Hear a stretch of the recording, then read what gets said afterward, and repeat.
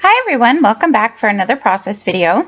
So this is using another one of the Doodlebug So Much pun kits, and this is the second layout that I'm doing with this kit, or that I'm making with this kit. And I'm getting a whole lot of photos on this one. Let me see if I can remember. 1, 2, 3, 4, 5, 6, 7, 8 maybe. We can count a little more at the end. These are using, this is using all the baking and cookies and cake, all those kind of items like that. And if you can see my husband's face on that photo, he wasn't too thrilled about having his photo taken, but he was a good sport and let me do it anyway. He had just bought a KitchenAid mixer and he was making a couple different things. So I was a little disappointed because I told him after he bought the KitchenAid mixer, he was supposed to send me a picture of it, but he never did. So these are the pictures I'm taking instead. Anyways, he is a really good cook and he's had a lot of fun with his mixer, and so I decided that these photos, what I really liked about this pattern paper and stuff was the piece that said, "You bake the world a better place." I thought that would go really good, and it's basically going to be the title for this layout. I just thought that it fit perfectly for these photos. He's a really good cook, and he's good. He's so much better of a cook than I am, I'm not gonna lie. And he's always willing to help out and stuff and cook dinner if I need some help. So it's pretty nice. So I thought that title went actually fairly well with these photos. So I'm trimming down. You saw me cut down all my photos. I don't remember the sizes at the moment. And now I'm going to make a double page layout. So I cut that pattern paper in half, and I am going to ink all my edges with brown. I wanted a little something along the edges of these, and you know me, I'm an inker. There are a couple layouts that I do that I don't ink the edges, but I just like that it helps everything stand out a little bit. And this pattern paper is one of the petite prints, the one you could see on the left there, and it's one side it's darker, on this other side it's lighter. It's just got some little pink dots, and so I wanted that to stand out just a little bit more on the white cardstock. So I am following a sketch by Scrapbook Generation. I kind of do my own thing with it a little bit though, but for the basic background papers, I do follow this sketch. And for some reason, I'm really good at always getting papers crooked no matter how hard I try on my layouts. So I usually will end up trimming the entire thing down. And I don't care if it's shorter than 12 by 12, to be honest. Nobody really looks at that in the end, so it doesn't bother me. And I am going to come back, I believe, and add more of that pink petite prints on the very left-hand side. So now I'm looking for some strips to go across both layouts, and I like this brown one. I already had this cut, I think, from a previous layout that I had thought about using.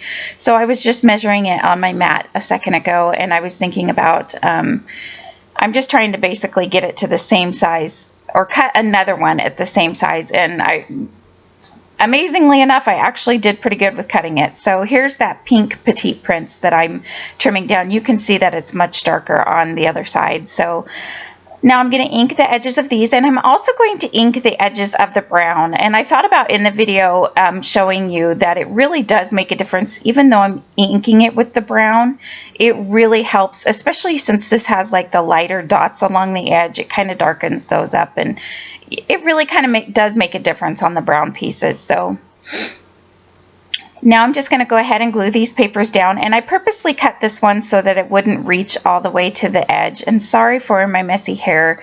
I've mentioned in a couple videos that some things are changing, and I'm going to be getting my own scrap room. Yay!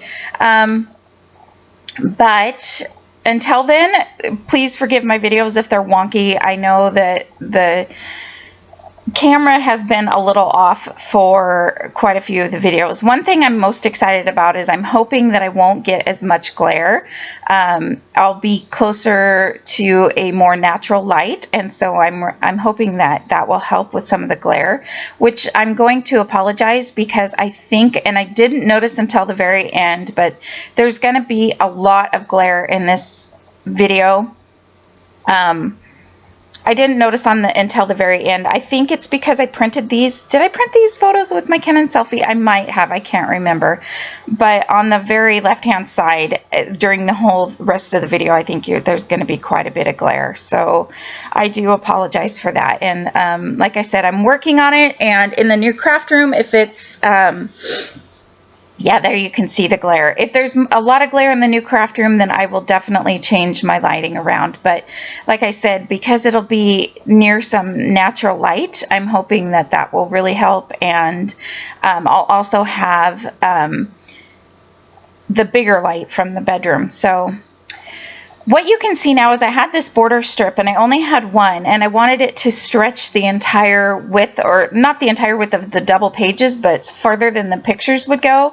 And so I just placed the pictures where I knew I was going to be gluing them down, and then I cut strips to go in between. That way it makes it look like it spans the whole width. And to be honest, a lot of it gets covered up anyway, like usual, so you don't even see most of it anyway, but that's okay. So I'm going to glue these two photos. I'm going to mount them on some white cardstock. I kind of wanted them to stand out just a little bit more. I felt like they were getting a little lost.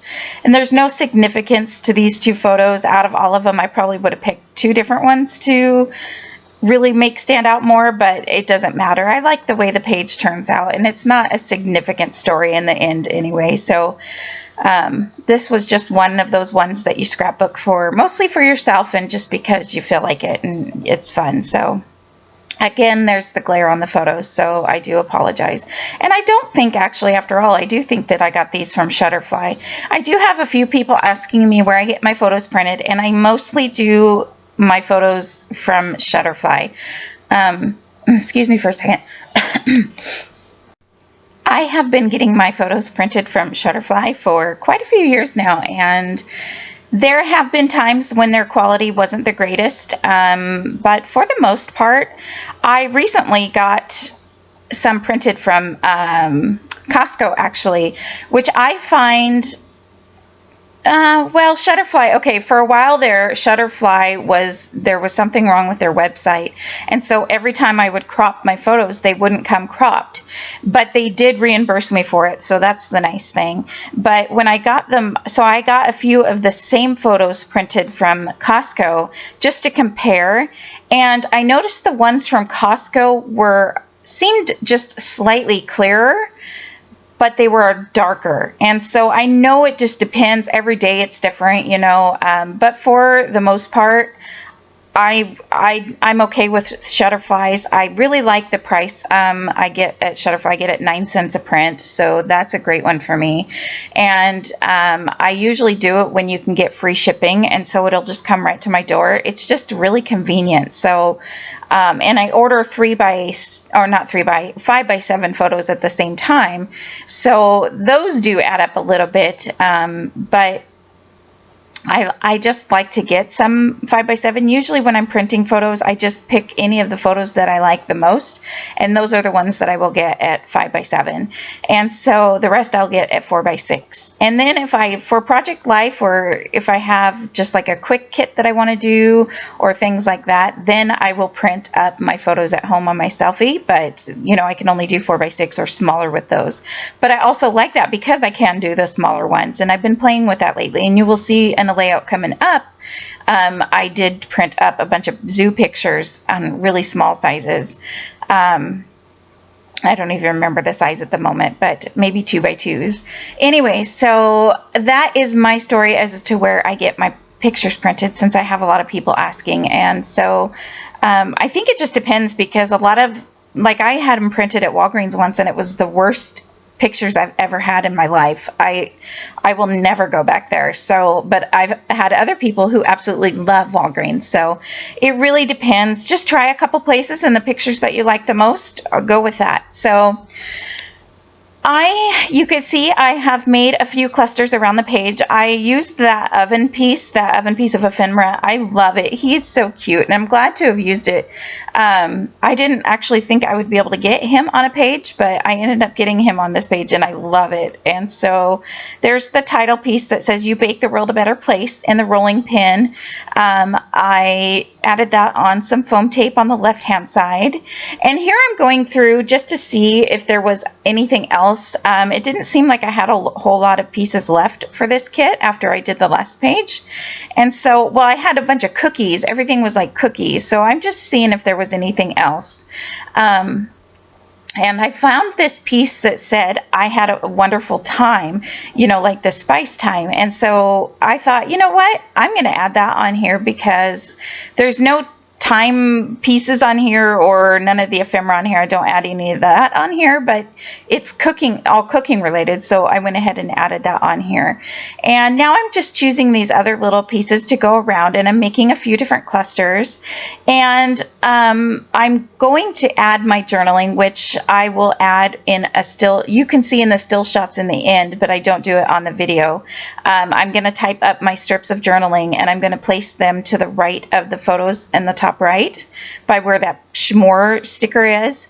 And then the rest of them, the places are just clusters. So I did add this Schmore sticker on some foam tape, and I did ink the edges of that also.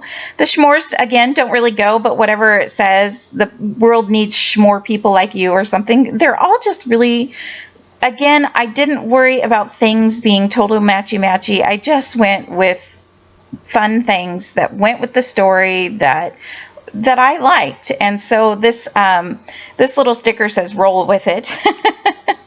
I thought that was pretty cute. I tried to get it over by the rolling pin, but I still added it on the right hand side.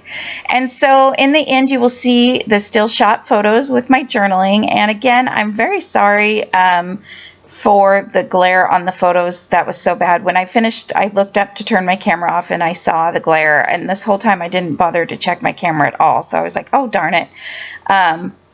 But that's okay. It turns out okay in the end. So, and like I said, I am working on that. One thing I do off screen, which you guys won't see until I do my little video about talking about the layouts, is I took a strip of the cookie strip that it was one of the border strips from the border strip cutoff sheet. There was a bunch of cookies, and I punched out some of the cookies and I placed them all over the place. So that is pretty much going to be my layout. I am going to add some of the light blue or teal colored enamel dots all around in different spots on the layout, and that's pretty much going to finish up my layout. So I hope you guys like this layout. Thanks again for sticking with me through this whole series of mine, and we'll talk to you later. All right, bye.